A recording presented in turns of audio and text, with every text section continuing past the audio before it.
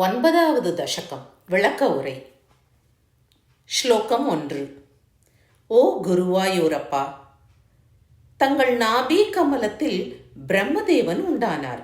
ஆனால் தான் அமர்ந்திருக்கும் அந்த தாமரையானது தங்களிடமிருந்து உண்டானது என அறியவில்லை.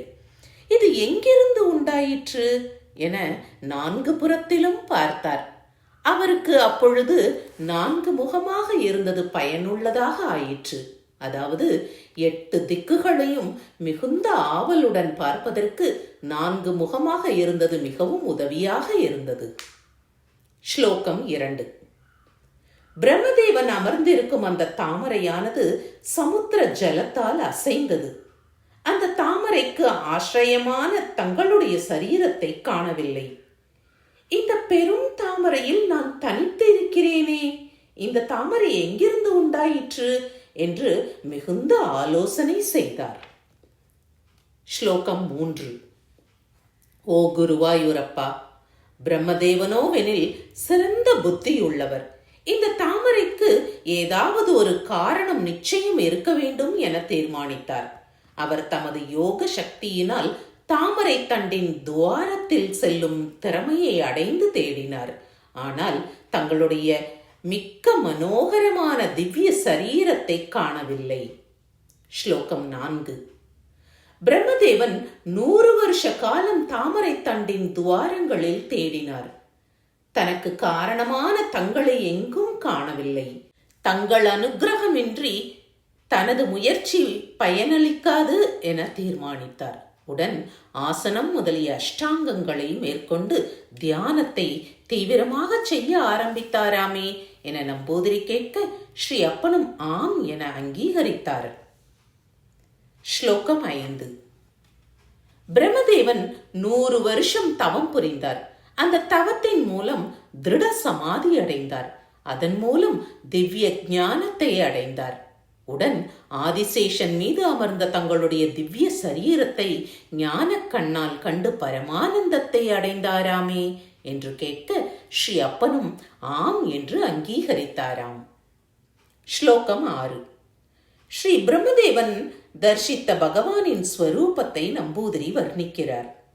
கிரீட்டம் மக்குட்டம் இவற்றால் பிரகாசிக்கிறதும், வளைகள், முக்தாகாரம், தோள்வளை இவைகளை தரித்ததும், ரத்தினங்கள் வைத்து இழைத்த ஒட்டியானத்தை உடையதும், அழகாக தரிக்கப்பட்ட பொன்னாடை உடையதும், காசாம்பு போன்ற நீல நிறமுள்ளதும், கழுத்தில் பிரகாசிக்கின்ற கௌஸ்துபம் என்ற மணியுடன் கூடியதுமான தங்களுடைய சரீரத்தை எவ்விதம் பிரம்மதேவன் கண்டாரோ அந்த சரீரத்தையே நான் தியானம் செய்கிறேன். ஸ்லோகம் 7. ஸ்ரீபதியான ஓ குருவாயூரப்பா, தங்களுடைய வைபவங்களை எல்லா வேதங்களும் கூறுகின்றன. ஓ விபுவே, தாங்கள் சர்வோத்தமமாக விளங்க வேண்டும். நான் செய்த பாக்கியம் தங்களை கண்களால் கண்டேன். உலகத்தை படைப்பதற்கு நல்ல திறமையை தாங்கள் தர வேண்டும்.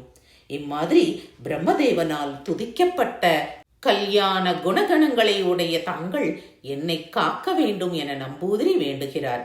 ஸ்ரீ அப்பனும் அதை அங்கீகரித்தாராம். இந்த ஸ்லோகத்தை படிக்கும் பக்தர்களையும் அப்பன் அங்கீகரிப்பார். ஸ்லோகம் 8. ஓ பிரம்மதேவனே, 3 உலகையும் படைக்கும் உயர்ந்த திறமையை அடைவாயாக. என்னுடைய அனுக்கிரகத்தையும் பெற்றுக்கொள். மறுபடியும் தவத்தை செய். என்னிடத்தில் உனக்கு சிறந்த பக்தியானது உண்டாகட்டும். அது எல்லா காரியத்தையும் சாதித்து கொடுக்கும். இம்மாதிரி சொல்லி அனுகிரகித்தீர்கள். இதை கேட்டு பிரம்மதேவனும் மிகுந்த சந்தோஷம் அடைந்தார். ஸ்லோகம் 9. பிரம்மதேவன் பகவானிடமிருந்து வரம் பெற்ற பிறகு தேவ வருஷங்களில் 100 வருஷங்கள் தவம் செய்தார். அதிலிருந்து மிகுந்த தவத்தின் பயனையும் முன்பை விட சிறந்த புத்தி பலத்தையும் அடைந்தார். அப்பொழுது பிரம்மதேவன் அமர்ந்திருந்த அந்த தாமரையானது காற்றினால் அசைவுற்றது. ஓ குருவாயூரப்பா, தங்களுடைய பலத்தால் பிரம்மதேவன் மிகவும் விருத்தி அடைந்தார். அப்பொழுது ஏற்பட்ட காற்றையும் எங்கும் நிரம்பியிருந்த ஜலத்தையும் குடித்தார். ஸ்லோகம் 10. அந்த பிரம்மதேவன் அந்த தாமரையினால் 3 உலகத்தையும் சிருஷ்டித்தார். அவ்விதம் செய்ததும் தங்கள் கருணையே. அம்மாதிரி கருணை நிரம்பிய ஓ குருவாயூரப்பா, தாங்கள் மிகுந்த கருணை நிரம்பிய கடைக்கண் பார்வையால் என்னை சீக்கிரம் ரட்சிக்க வேண்டும் என நம்பூதிரி வேண்ட ஸ்ரீ அப்பனும் சரி என்று அங்கீகரித்தாராம். இவ்விதம் படிப்பவர்களையும் ஸ்ரீ குருவாயூரப்பன் ரட்சிப்பார் என்பதை அறிய வேண்டும். ஸ்ரீஹரையே நமக. சர்வத்திர கோவிந்த நாம சங்கீர்த்தனம். கோவிந்த கோவிந்தா.